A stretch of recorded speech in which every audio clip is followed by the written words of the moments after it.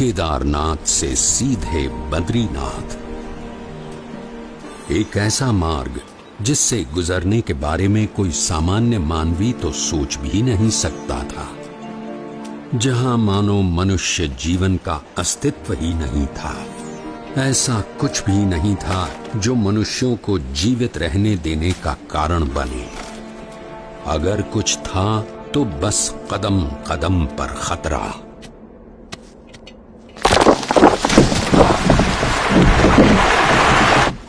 शून्य के नीचे का तापमान जो पानी को पीने के लायक भी नहीं छोड़ता था।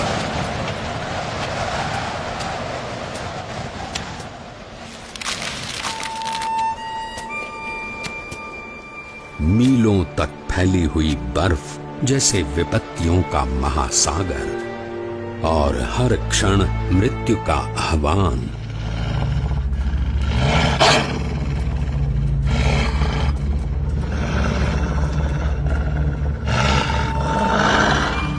पर केवल 11 वर्ष का एक बालक कृत निश्चयी था अपने ध्येय तक पहुंचने के लिए।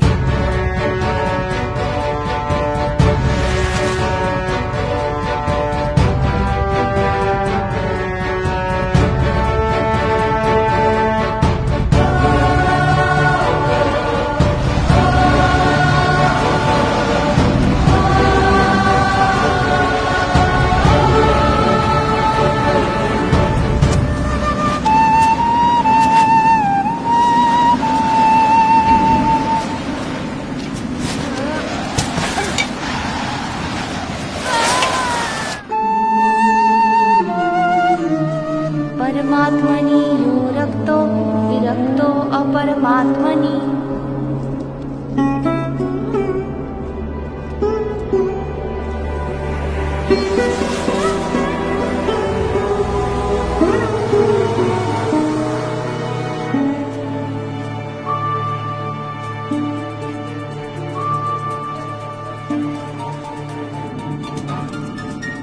परमात्मनि यो रक्तो विरक्तो अपरमात्मनि।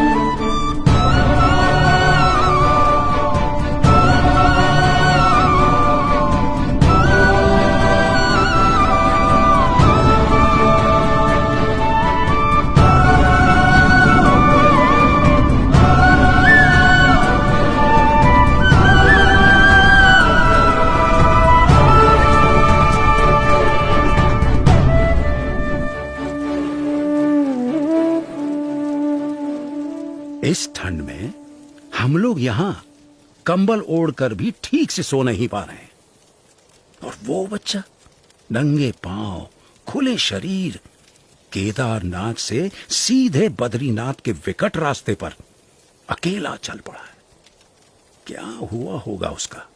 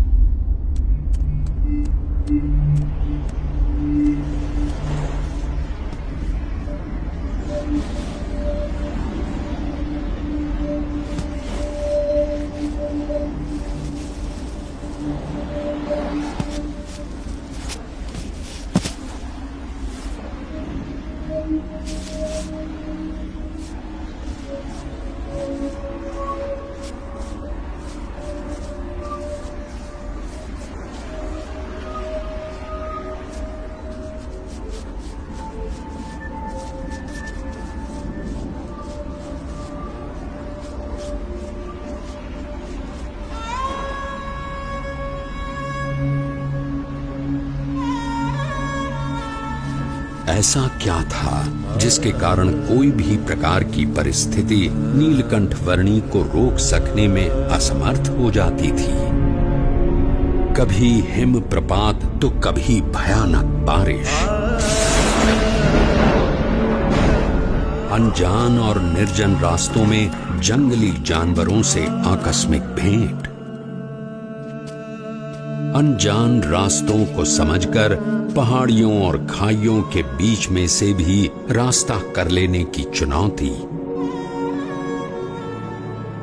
और आराम करने के लिए धरती का बिछौना और आकाश की चद्दर। नीलकंठ वर्णी की दृष्टि में ऐसा कुछ भी नहीं था जो इस मनुष्य शरीर से नहीं हो सकता था। देह भाव से पर और मनोभाव से पर नीलकंठ वर्णी की आध्यात्मिक स्थिति ही ऐसी थी जो किसी भी परिस्थिति से ऊपर उठकर उनकी कल्याण यात्रा को आगे बढ़ाए रखती थी।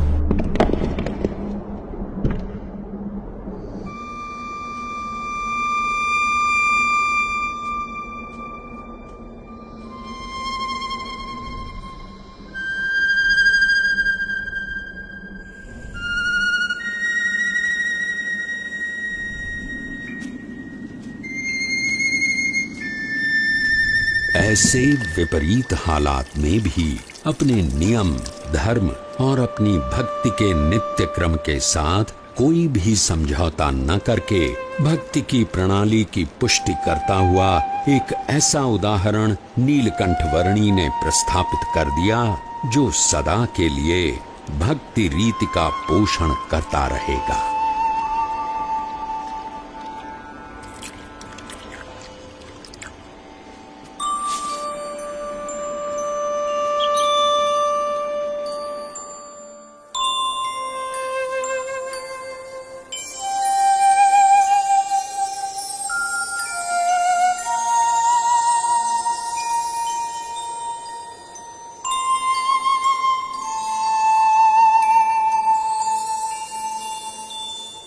आज के समय में भी कई लोग साथ मिलकर बहुत सारी सुविधाओं के साथ जिसे पार करने के लिए हिचकिचाते हैं, वैसा केदारनाथ से सीधे बद्रीनाथ जाने का लगभग 75 किलोमीटर का मार्ग नीलकंठ वर्णी ने नंगे पांव, खुले शरीर, अकेले केवल 9 दिनों में पार कर लिया।